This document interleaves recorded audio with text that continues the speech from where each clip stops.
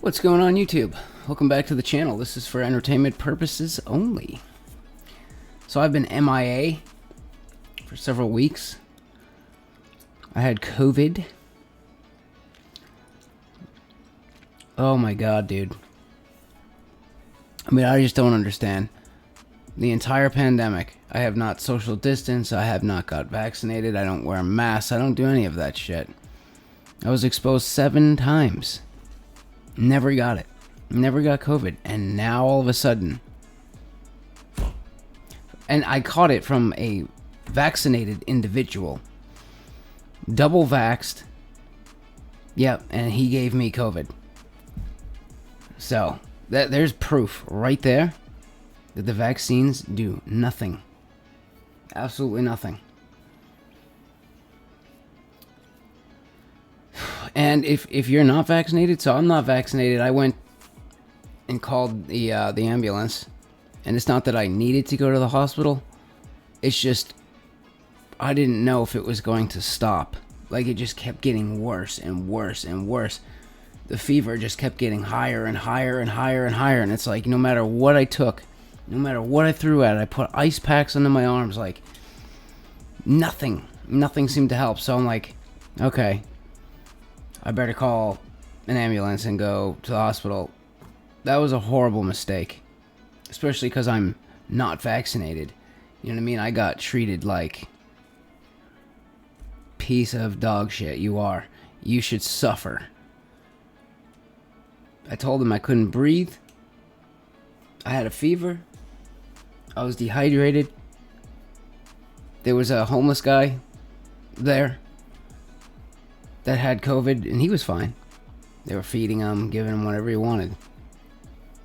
But I pay over $1,000 a month for health insurance. I went into the hospital. They didn't give me an IV. They stuck me in a room for like 2 hours. They came in and gave me a Motrin and a cup of water and said, go home. But the first thing they asked me for was my copayment and my insurance information. That was the first question. Then it's, after they have all of that, then it's, okay, well, what's wrong with you? Well, I feel like I'm going to die. I can't breathe. And they're like, well, there's nothing we can do for you. And my dad gave me an inhaler. I used it once, and it was like, holy shit, I can breathe. Like, they couldn't have given me an inhaler or something? I mean, what the fuck? That's insane. But anyways, I had a couple of trades going. When I got COVID, and I forgot about them. Well, I was on my deathbed, so they ended up wiggling their way into the negative. I took a little bit of a loss because of it, but yeah, it's a new year. We're trying to start things out right. So definitely from this past year, I've learned a lot of important lessons, like the next time price on any pair is at a long-term monthly trend line. That's like the time. It doesn't matter what other people are saying, what the candles are doing, doesn't matter. That's the time and the place for big risk to me. So I missed NZD-CAD, this rise. So I'm hoping, and opportunities like this might only come once a year, once every 2 years. You don't know. But next time NZD-CAD comes up and touches this line, I will be shorting it. But just being cautious that it could break through, because this does look bullish, but it doesn't mean anything. It could come up and touch this line and then come back down, make a higher low and then break, or it just makes a lower low, then a lower high, and does this a couple more times. Nobody knows, but that's definitely the place for the big risk. Otherwise, I'm trying something a little bit different. So here's I'm looking like for some long-term trends that I'm trying. I'd love to get one, get in and let it go. Like Aussie Swiss franc. it's 100% bearish. So now I just gotta try to get in this somewhere. But we're not at an ideal spot right now. That's the thing. If you look at the monthly chart, you know, I'd love to see this come up and like hit even this trend line and then short from there. That would be nice. I mean, we got an area of support here, which, and we haven't tested this level yet, so it could be even there and then down, or it could just go straight down from here. I don't know. So I keep looking for anything. So we got a trend line here. We just came up and touched it. I entered. I threw some down. I threw in too much. I'm trying to dial back the lot sizes, as you can see here. Aussie, Japanese yen. Again, check this out. Monthly chart, mega monster freaking trend lines right here. We just missed our opportunity there. But it does look like from the chart that this should start, you know, possibly wiggling its way back down to the bottom here. And then possibly back up. Who knows? But it looks like we should be getting this leg down. And you can see right here, big time investors sold off hard here. And it brought us below, yeah, this weekly area here.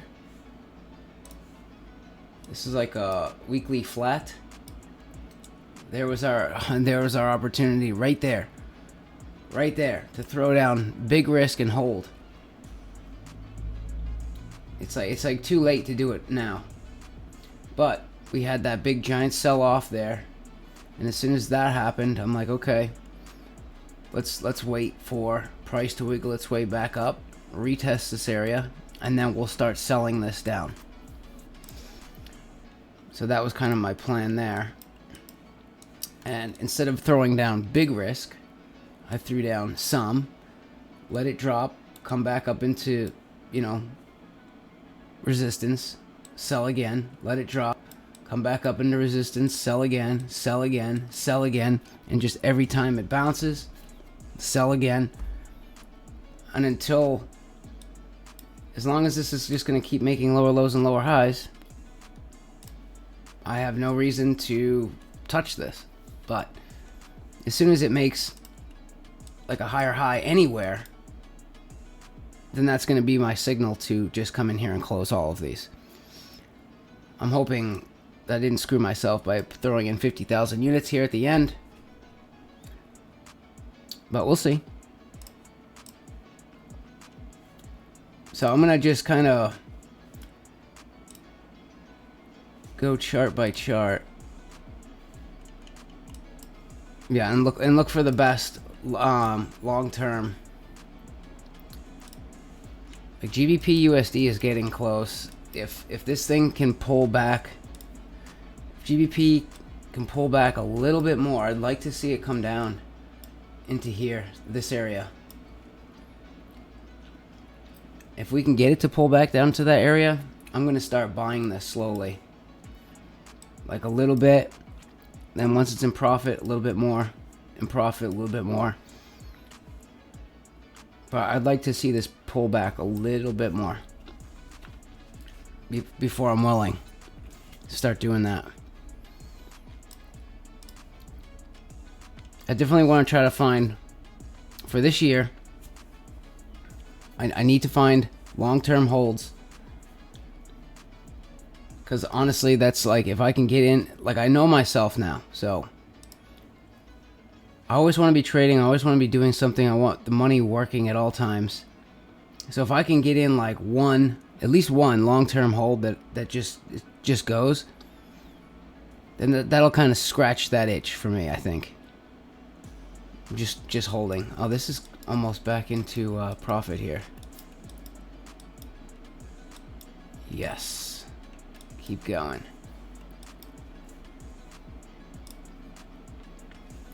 But yeah, anyways, I mean, it's been super slow, so it's probably gonna be like another week.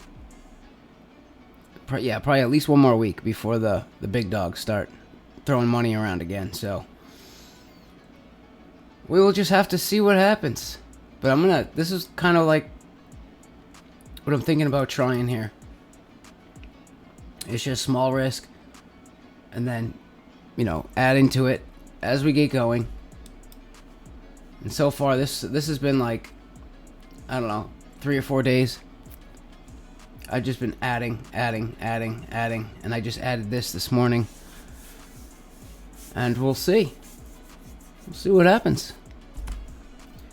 But yeah, anyways, that's it. Make sure you subscribe. I also I ordered some silver, which I'll make a video as soon as it gets here. That should be interesting. I started buying some silver bars to add with my copper bars. Yeah, I don't know. Our fiat currency, I think we will see it in our lifetime, where it just becomes worthless. I don't think it's going to happen overnight, though. I would imagine that there's going to be a new system coming into play, and the old one will kind of die out. That's what I'm hoping for, but you never know. So it's good to stack up. But yeah, anyways, that's it. See you later.